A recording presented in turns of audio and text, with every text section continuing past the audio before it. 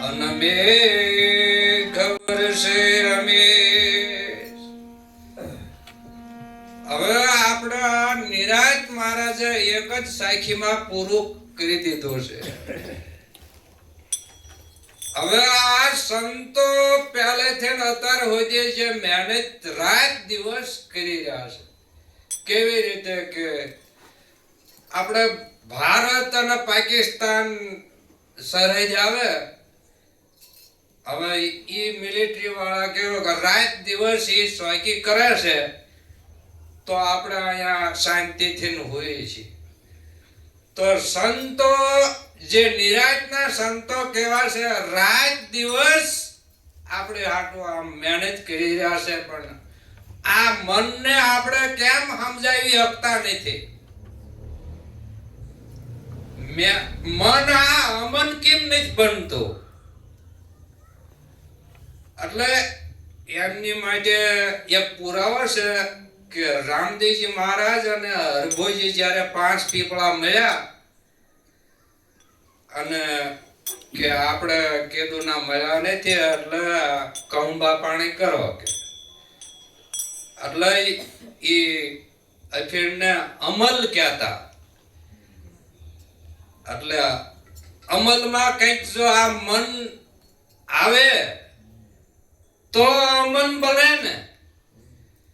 આમાં ઘડક થાય તો જો હરિદ્વાર કોક જાતું હોય તો ન્યા ભગવાન છે. ઘડક થાય તો કાશી છે, ઘડક થાય તો જુનાગઢ છે. સંતોના પુરાવા કેવા છે કે જુનાગઢ આ આખું વિશ્વ આપણે ગુરુ શરણે અર્પણ કર્યું છે કે નથી, ઈ પહેલા આપણે મનને પહોંચવી ત્યારે નક્કી થાય. હવે વિશ્વ આખું અર્પણ કર્યું છે તોય આ મન માનતું નથી ને આજે બીજા થોડા કરે છે. નકર આ વિશ્વ અર્પણ તો કરી દીધું છે, તો ન્યા આપણે આ તન મન અને ધન બધું અર્પણ કર્યું. જો કરી દીધું હોય તો પછી મન કોઈ દી ધોળા ન કરે, અમલમાં આવી જાય. અને અમલમાં આવી ગયું હોય તો પછી એને કોઈ દી કોઈ વસ્તુ નડે નહીં. કોઈને કહેવાનું નથી, આપણે બહાર નહીં કહેવાનું, પણ આ મનને કહેવાનું છે કે હું કેવો છું. કોઈ જાત નથી, અજાત છું, નિજાર છું. નિજાર હોય તો એને કોઈ જાહેર લાગે? તો આ મનને કેમ આ બધું વળગી રહ્યું છે જે મન ગુરુ શરણે આપણે અર્પણ ન કર્યું હોય, અને અર્પણ થઈ ગયું હોય ને તો કોઈ એને નડે નહીં. આ તો જો ઘડક થતા મને કહે છે મેલડી નડે છે. આવા અનેક જીવોની મહેનત અફેલ જાય છે. તો સંતોની એટલી મહેનત કરે છે તો પણ આપણા મનને આપણા પોતે જ સમજાવવું પડે કે હજે દેહ રહ્યો ઈ હું હશું તો જ નડતું હોય ને. નકર દેહ થી જો જુદો પડી ગયો હોય તો એને કોઈ નડે નહીં. અને આનો પાકો પુરાવો છે. રામદેવજી મહારાજે કોઈ દી એમ નથી કીધું કે મને સાંભળો, એમ નથી કીધું, તમે અલગ ધણીને સાંભળો. અને સંતોએ સાખીમાં વાંચી કીધું છે કે માત પિતા ગુરુ આપના. આ સાખીમાં એક જ પૂરું કરી દીધું છે. માત પિતા ગુરુ આપના એટલે માતા પિતા અને ગુરુ.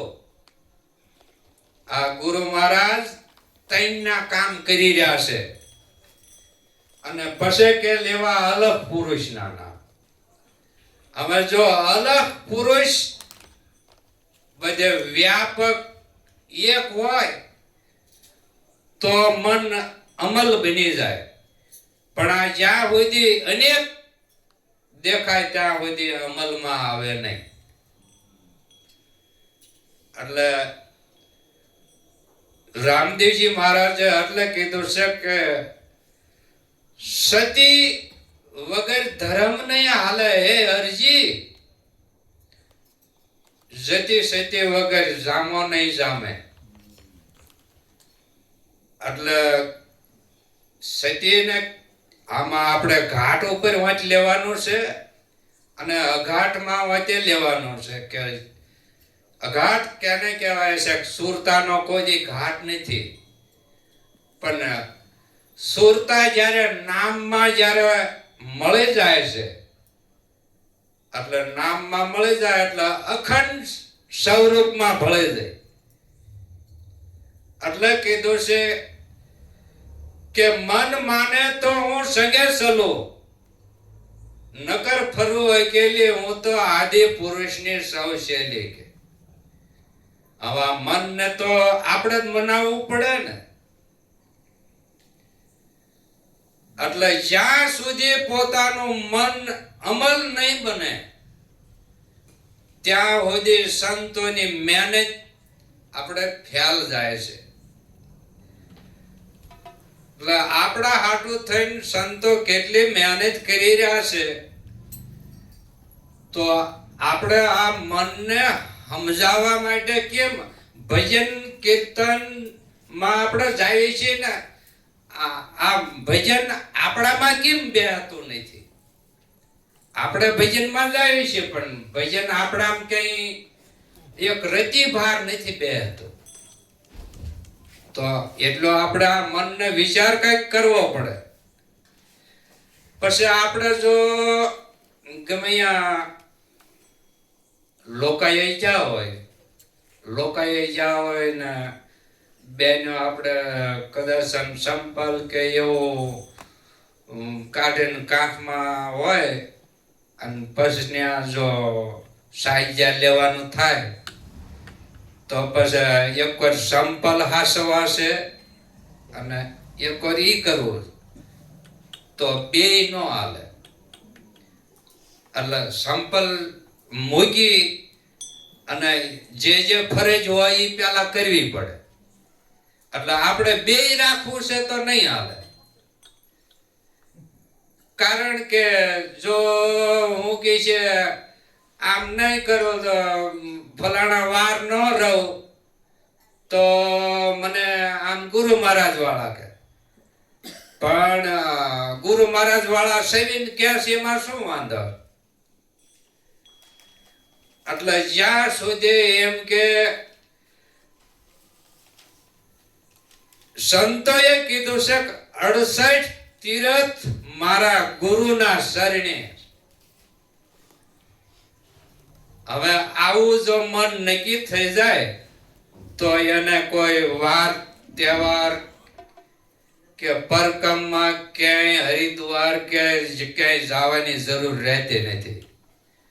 શું કે આ ઘટમાં પ્રગટ બોલી રહ્યા છે. અને લખીરામે વચ્ચે કીધું છે બેની મને આ ભીતર સદગુરુ મળ્યા છે.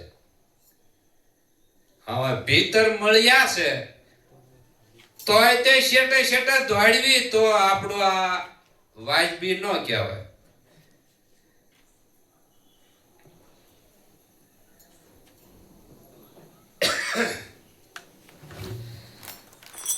એ વાણી રે વાણી માં